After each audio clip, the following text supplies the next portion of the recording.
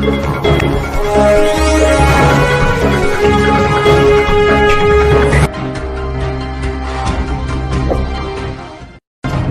Friend, मैं हूं विनोद कुमार शर्मा। आप देख रहे हैं हमारा YouTube channel master media news. हमारी वीडियो पसंद आए तो लाइक कीजिए, सब्सक्राइब कीजिए और चैनल को सपोर्ट कीजिए। आपका ज्यादा समय न लेते हुए वीडियो करते हैं। प्रदेश की धरती को चुना है, इसके लिए मैं उत्तर प्रदेश की 24 करोड़ जनता की ओर से उनका हृदय से आभार भी व्यक्त करता हूं। हम सब जानते हैं कि आज से 6 वर्ष पूर्व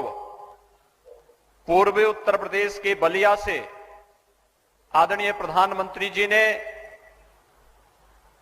उज्ज्वला योजना के प्रथम चरण का शुभारंभ किया था। पूरे देश के अंदर 8 करोड़ लोगों को निःशुल्क रसोई गैस के कनेक्शन और सिलेंडर उपलब्ध करवाने में इस योजना ने जहां ग्रीन एनर्जी के क्षेत्र में प्रत्येक नागरिक के जीवन में व्यापक परिवर्तन लाने का कार्य किया, वहीं न केवल इसके माध्यम से पर्यावरण की रक्षा अपितु नारी गरिमा और सम्मान की रक्षा और उनके स्वास्थ्य की रक्षा भी इसके माध्यम से हुई।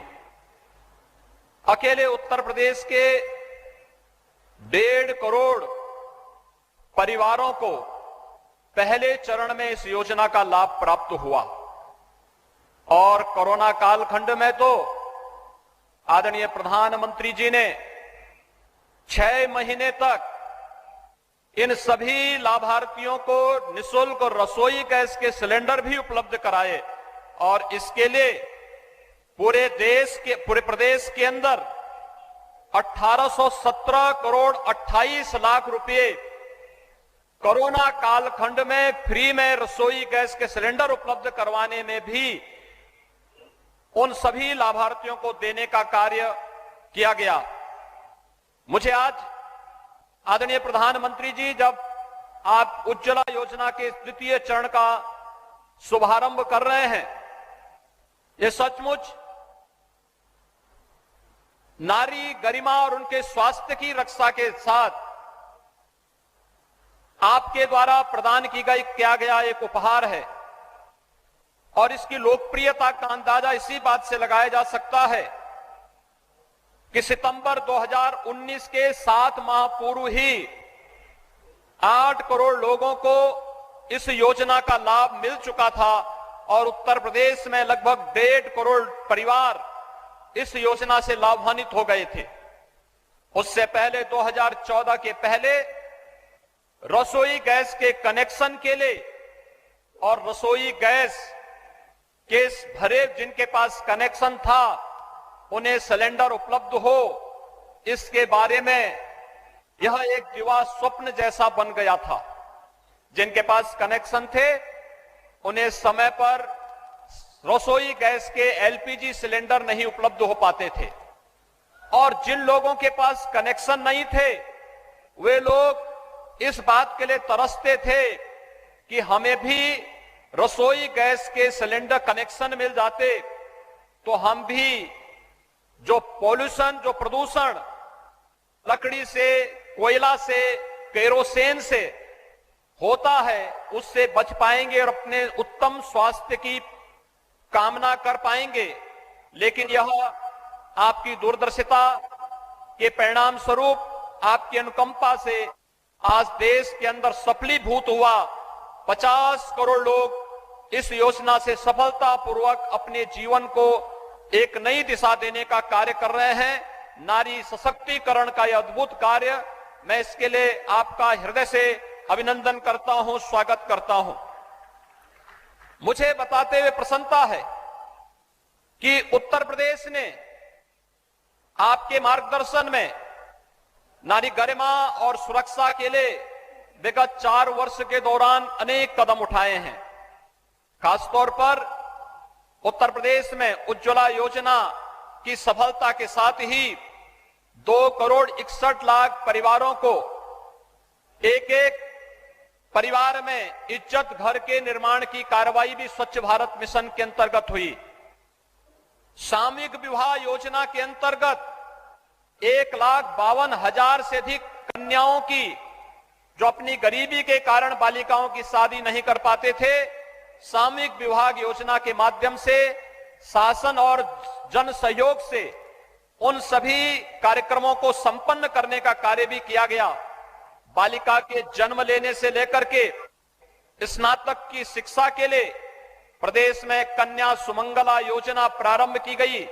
अब तक 7,81,000 बालिकाएं इस योजना से लाभान्वित हो चुकी हैं और प्रदेश में निराश्रित महिला पेंशन धारकों को भी हर माह 500 रुपए की पेंशन 29 लाख ऐसी महिलाओं को इस पेंशन का लाभ उपलब्ध हो रहा है।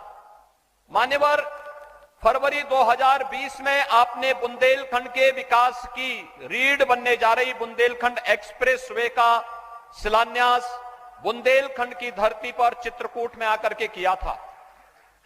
बुंदेलखंड के लगभग सभी जनपदों को छूता हुआ यह बुंदेलखंड एक्सप्रेसवे तेजी के साथ कार्य करते हुए अब तक लगभग 70% कार्य अपना पूरा कर चुका है और नवंबर 2021 तक यह एक्सप्रेसवे भी बनकर के तैयार हो जाएगा।